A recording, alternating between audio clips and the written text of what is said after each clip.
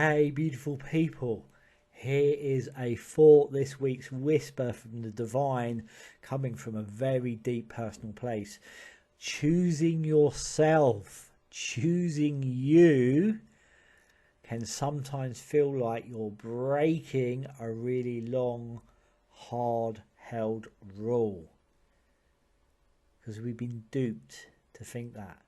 But the point is, it is not selfish, it is absolutely essential. Okay, choosing yourself is not selfish, it is absolutely essential. Just very, very gently come back from a few hours ago, come back from the boffin. Myself and a really, really dear friend of mine, we went down and we planted this year's garlic. So something that we traditionally do around Samhain, planting it in the darkest part of the year and then harvesting it in the lightest part of the year, which feels like magic to me.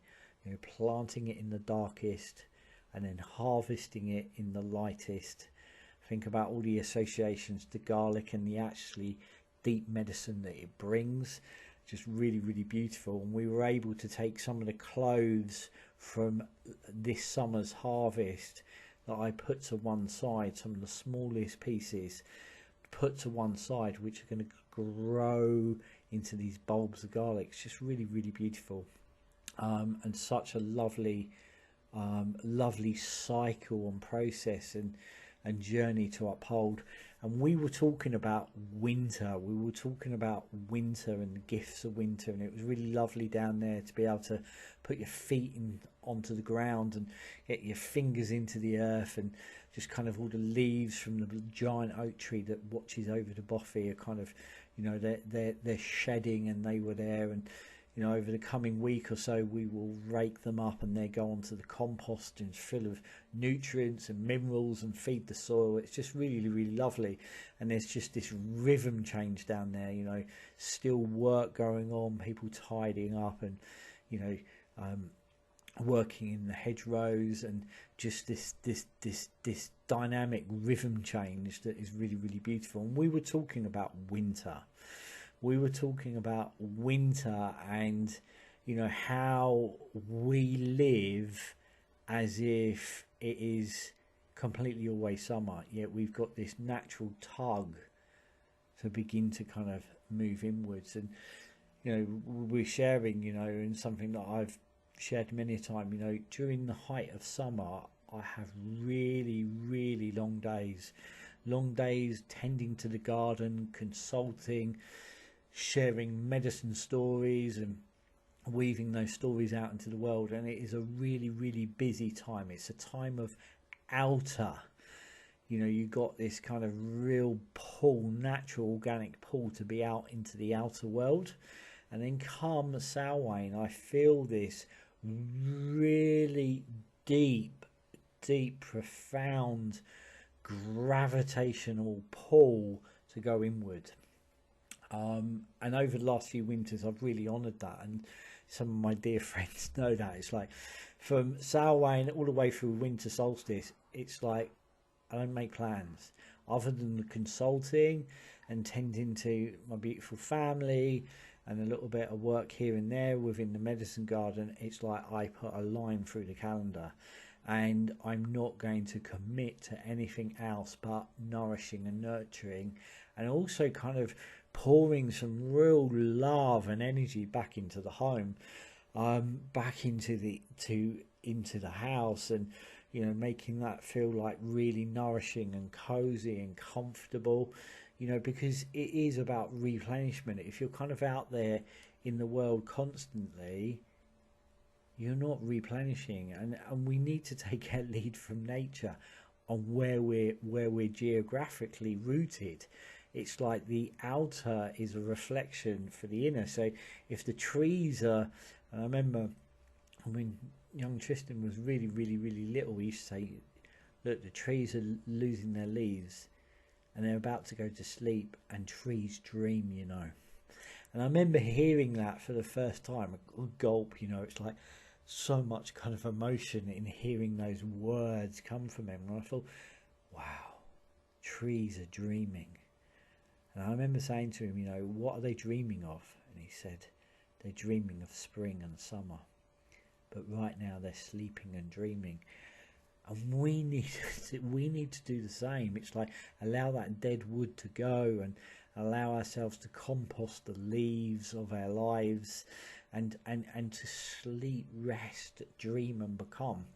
But we kind of live in a world that's like constantly tugging us out into the outer world, and then we've got, you know, the shenanigans of Christmas, and we've got to get busy and over busy and burn out, and then fall the other side of that in a crumpled mess.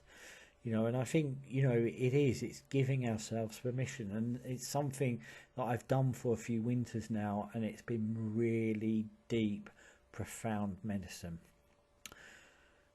Really deep, profound medicine. And I find myself now, you know, kind of really aligning to it after a really busy summer.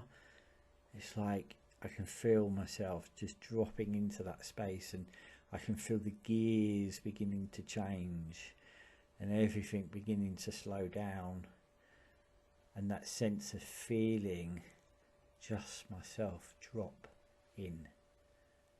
But we need to give ourselves permission.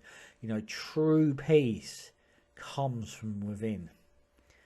You know, we've been conditioned to kind of people please, and often that stems from a subconscious fear of rejection rather than a path to stronger relationships. Because if you've got strong relationships around you, they get it. My friends absolutely get it.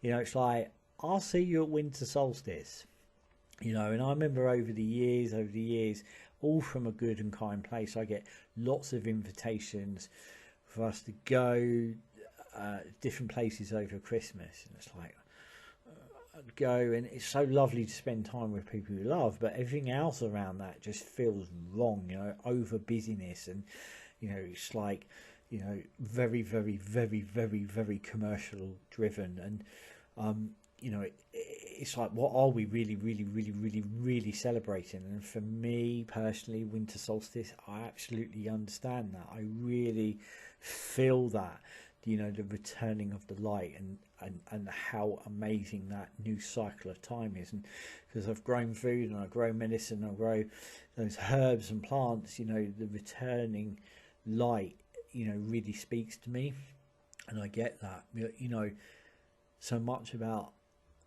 personally for Christmas for me felt really out of alignment, and I was like, what are we really doing? And then it was like, do you know what, I'm going to give myself permission to be authentic with myself, and I can't buy into it. I just can't do it, so I don't do it. And that was such a like tearing down a wall, and it was such a liberating thing, and really healing and really powerful. You know, so, you know, being able to stand in those stronger relationships that absolutely get who you are, and you're able to be completely yourself, you know, and it means that, you know, you can meet in that place. It doesn't mean you always, you know, have the same worldview, and it would be boring if we all did, and, you know, we can see things differently, but there's a sense of common shared values and alignment in there, you know, and it takes courage to let go of that need of others' approval, and to stand firmly and unapologetically in who you are.